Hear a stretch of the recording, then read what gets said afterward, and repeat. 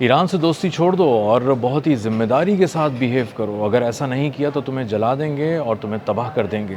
अमरीकी सदर Donald Trump ने एक नया महाज़ जंग ढूंढ लिया है और अब उन्होंने बहुत से ममालिक को अपने निशाने पर रखने के बाद ओमान को अपनी नज़रों के सामने रख लिया है और उसे जलाने की तैयारियां कर रहे हैं, धमकियां दे रहे हैं और कह रहे हैं कि आने वाले दिन ओमान के लिए बहुत ख़तरनाक होंगे। मेरा नाम अज़हर अली ख़ान है और आप देख रहे हैं आज की बात। अमरीकी सदर डोनाल्ड ट्रंप ने जब अपनी कैबिनेट मीटिंग की तो उसमें बहुत सी चीज़ें डिस्कस की और उन्होंने कहा कि उनकी काबीना को बताया गया, ब्रीफिंग दी गई कि जो सूरत हाल है वो बहुत ख़राब है, अमेरिका के हाथ से निकल चुकी है। अमेरिका बज़ाहिर बहुत बड़ी बड़ी बातें तो कर रहा है, बहुत बड़े बड़े दावे कर रहा है ईरान के ख़िलाफ़, लेकिन दुनिया अब ईरान को ज़्यादा संजीदगी से सुन रही है और देख रही है कि आबनाए हुर्मुज़ पर अमेरिका और उसकी नाकाबंदी का बिल्कुल कोई कंट्रोल नहीं है और अमेरिका ईरान को अब तक सबक सिखाने में नाकाम रहा है। इसके बावजूद कि वो मशरिक़ वस्ता से हमलावर होता है, इसराइल से हमलावर होता है और उर्दून की तरफ से हमलावर होता है और बहुत ज़्यादा दावे करने के बावजूद डोनाल्ड ट्रंप और उनका अमेरिका अब तक ईरान का कुछ ज़्यादा बिगाड़ नहीं पाया है और ईरान डट कर खड़ा है, मजबूत होकर खड़ा है और आबनाए हुर्मुज़ पर उसकी गिरफ्त बहुत मजबूत है और ये असल में एक ऐसी शहरग है जिसको पकड़ के रखा हुआ है ईरान ने और पूरी दुनिया का सांस घुट रहा है और पूरी दुनिया में महंगाई की आग फैल रही है। इसीलिए डोनाल्ड ट्रंप ने जब कैबिनेट मीटिंग में ब्रीफिंग ली और उन्हें बताया गया कि आपकी गिरफ्त तो नहीं है आबनाए हुर्मुज़ के करीब, और इतना पैसा खर्च करने के बावजूद, अरबों डॉलर खर्च करने के बावजूद और रोज़ाना मिलियंस ऑफ डॉलर्स खर्च करने के बावजूद अब तक आप 15,000 एहलकार लगा के, वॉरशिप्स लगा के आबनाए हुर्मुज़ का न सिर्फ नाका नहीं मुकम्मल कर पाए हैं, बल्कि आपने जो ये दावा किया था कि हम हिफाजती हिसार में तमाम तजारती जहाज़ों को ईरान की इजाज़त के बगैर भी आबनाए हुर्मुज़ पार करा देंगे, आप वो भी नहीं कर सके और अब दुनिया आपके बजाय ईरान से बात कर रही है, उनको पेमेंट भी कर रही है और उन्हीं के हिफाजती हिसार में आबनाए हुर्मुज़ को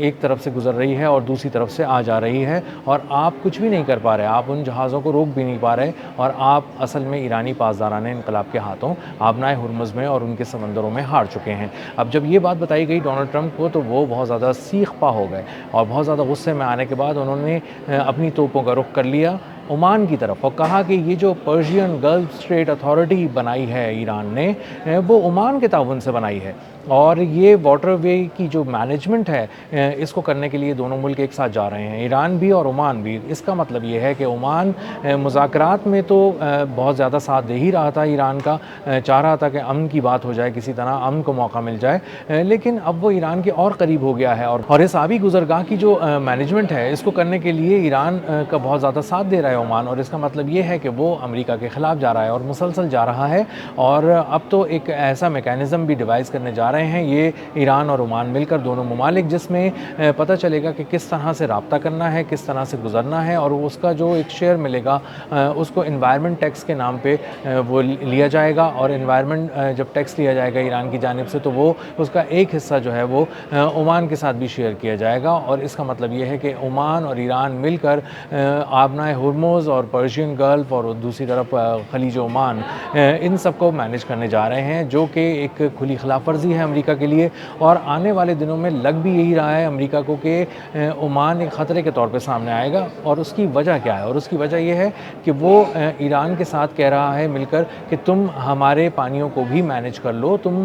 उन वाटरवेज़ को भी मैनेज करो जो दरअसल ओमान के टेरिटोरियल वाटर्स हैं और वहाँ पर तुम गुजार सकते हो किसी भी तजारती जहाज़ को जिसको तुम समझो कि जिसने तुमसे इजाज़त ली है, पर्शियन गल्फ स्ट्रेट अथॉरिटी से बात की है, उसको अपने हिफाजती हिसार में गुजारना है और उसको हिफाजत देनी है तो तुम गल्फ़ ऑफ ओमान में भी दे दो, पर्शियन गल्फ़ में भी दे दो, हमारे टेरिटोरियल वाटर्स में भी दे दो और अपने पानियों के अंदर भी उनको हिफाजत दे दो। तो इसके बाद ओमान खुलकर सामने आ गया है कि असल में वो ईरान के साथ मिलकर एक पूरा मैकेनिज़्म बना रहा है जो कि अमेरिका के ख़िलाफ़ हो जाएगा, जो कि इसराइल के ख़िलाफ़ हो जाएगा और उन तमाम यूरोपीय ममालिक के भी ख़िलाफ़ हो जाएगा जिनका माल यहाँ से गुज़र रहा था पहले और अब वो नहीं गुज़र पा रहा, या अगर गुज़र पा रहा है तो वो एक भारी $2 मिलियन की जो एनवायरमेंटल टैक्स है वो देकर गुज़र रहे हैं।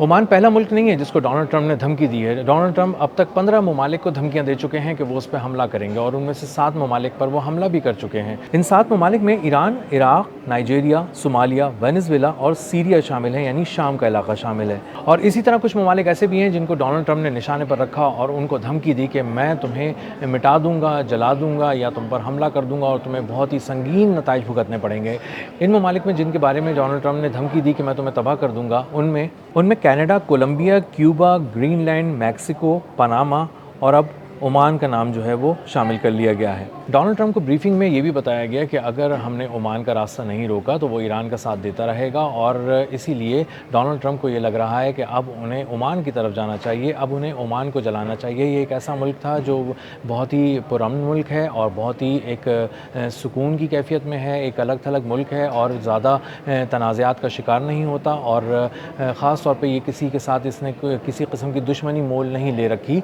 ये सिर्फ ईरान का साथ इसलिए दे रहा था कि ये ईरान के बिल्कुल बराबर में वाक़ है और ईरान पर अगर किसी किस्म का फ़र्क पड़ता है तो ओमान को भी उसके नताइज भुगतने पड़ते हैं, किसी न किसी तरह उसके असरात भी ओमान पर पड़ते हैं। और ओमान इसीलिए सबसे पहले कोशिशें कर रहा था कि वो सालिसी करा सके, किसी तरह बातचीत करा सके और ओमान ही वो मुल्क था जिसकी सालिसी के दरमियान डोनाल्ड ट्रंप ने धोखे से ईरान पर हमला किया 28 फरवरी को इसी साल और उसके बाद उसने मुसलसल अमेरिका ने कोशिश की कि वो क़यामत ढाए रखे ईरान पर और इसी के बाद ओमान जो है वो उन तमाम मुज़ाकरात के जो प्रोसेस था उससे निकल गया, क्योंकि ओमान को अंदाज़ा हो गया कि अब वो इन हालात में मुज़ाकरात नहीं करा सकता कि जिसमें वो जाकर ईरान से कुछ बात करे, उसकी शराइत लेकर अमेरिका के पास जाए और किसी तरह इन दोनों ममालिक के दरमियान कोई सुलह की बात करने की कोशिश की जाए। और जब वो बात कर रहे हों सुलह की किसी कमरे में बैठ कर या किसी मकाम पर अमेरिका और ईरान के दरमियान, तो उसी वक्त अमेरिका धोखे से ईरान पर हमला कर दे, जिसके लिए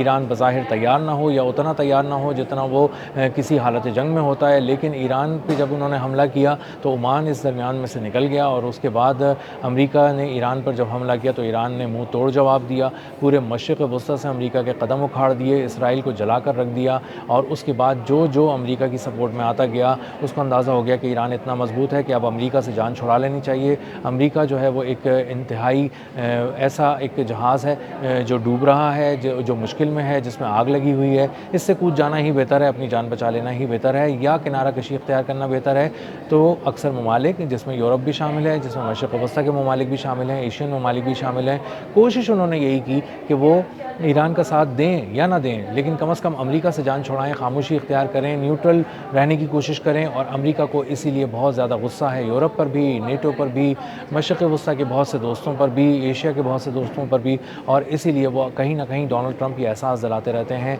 कि वो देख रहे हैं कि कौन इस वक्त अमेरिका के साथ मुश्किल में खड़ा है और कौन उसका साथ छोड़कर भाग चुका है और कौन अपने मफाद के लिए अमेरिका के साथ था और कौन अब अपना मफाद ख़तरे में देखकर अमेरिका से दूर हटता जा रहा है। तो अमेरिका इस जंग में जो ईरान से उसने छेड़ी थी अकेला होता जा रहा है, तनहा होता जा रहा है और एक के बाद एक नए महाज चुनने की वो धमकियां दे रहा है, कोशिश कर रहा है। और अब उसने मुख्तलिफ ममालिक को अपने निशाने पर रखने के बाद ओमान को ये धमकियां देनी शुरू कर दी हैं कि हम तुम्हें जला देंगे, ईरान से फासला रखो, बिहेव करो, इस तरह से रवैया अपना रखो कि जो अमेरिका को पसंद हो और जो ईरान के हक़ में ना हो। अगर ईरान का साथ दिया गया तो ओमान को जला दिया जाएगा,